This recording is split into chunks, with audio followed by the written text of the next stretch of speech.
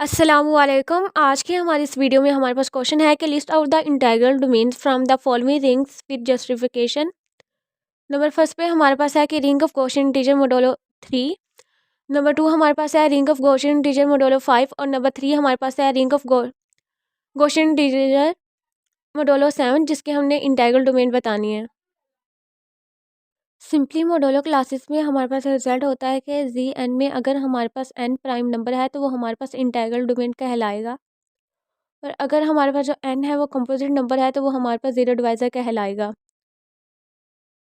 अब यहाँ पे जो हमारे पास given ring of Gaussian integer modulo n है वो तीनों हमारे पास क्या है, प्राइम है, यानी कि जी एन में जो एन है वो हमारे पास प्राइम है।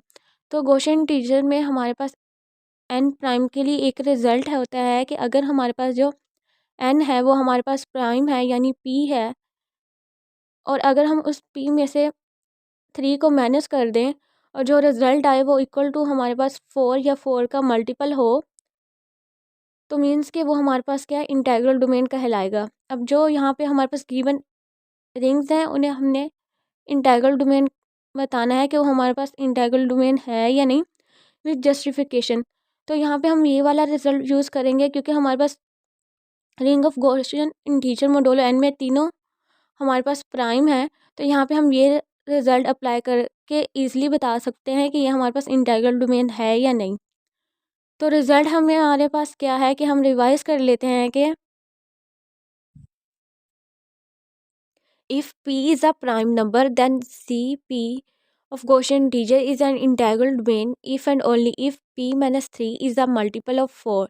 यानी इस रिज़ल्ट को हम यूज़ करके ये बताएंगे कि इन तीनों रिंग में से कौन सी रिंग हमारे पास क्या है, इंटीग्रल डोमेन है।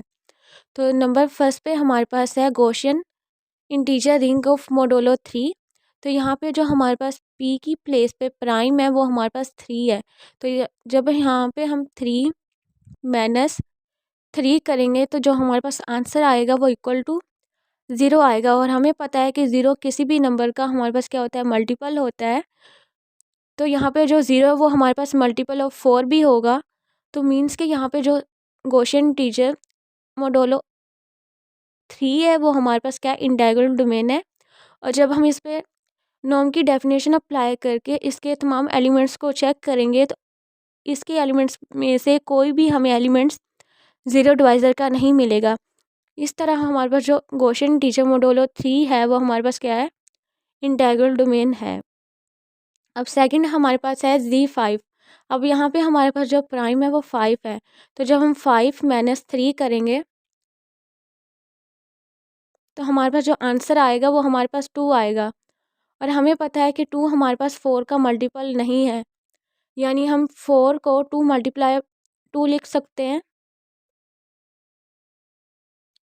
लेकिन हम 2 को 4 मल्टीप्लाई 4 नहीं लिख सकते। मीन्स के ये हमारे पास इंटीग्रल डोमेन नहीं है। यानी जब हम इस पे नॉर्म की डेफिनेशन अप्लाई करेंगे तो इसमें के सेट में से हमें कुछ एलिमेंट्स ऐसे मिलेंगे जो कि हमारे पास ज़ीरो डिवाइज़र होंगे। तो मीन्स के Z5 हमारे पास इंटीग्रल डोमेन नहीं है। अब नंबर 3 पे हमारे पास है Z7। अब 7 जब माइनस हम 3 करेंगे तो हमारे पास 4 आएगा, जिससे हमारे पास क्लियरली है कि 4 हमारे पास मल्टीपल ऑफ 4 है। यानी कि जो Z7 है गॉसियन इंटीजर मोडुलो n में, वो भी हमारे पास क्या है, इंटीग्रल डोमेन है। और इस पे भी जब हम नॉर्म की डेफिनेशन अप्लाई करेंगे तो इसके तमाम एलिमेंट्स भी हमारे पास इंटीग्रल डोमेन के सेट में आ जाएंगे। इसमें भी हमारे पास कोई भी ज़ीरो डिवाइज़र एक्सिस्ट नहीं करेगा।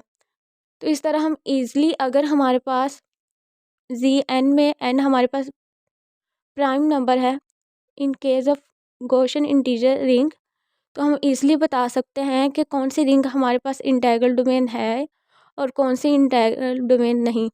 तो ये थी हमारी आज की वीडियो जिसमें हमने डिस्कस करना था कि हम गॉसियन इंटीजर रिंग में किस तरह बता सकते हैं कि कौन सी रिंग हमारे पास इंटीग्रल डोमेन है और कौन सी नहीं। वो भी तब जब हमारे पास जो Zn में n है वो हमारे पास क्या हो, प्राइम नंबर है। आई होप आज का लेक्चर आपको क्लियर हो गया होगा। अल्लाह हाफिज़।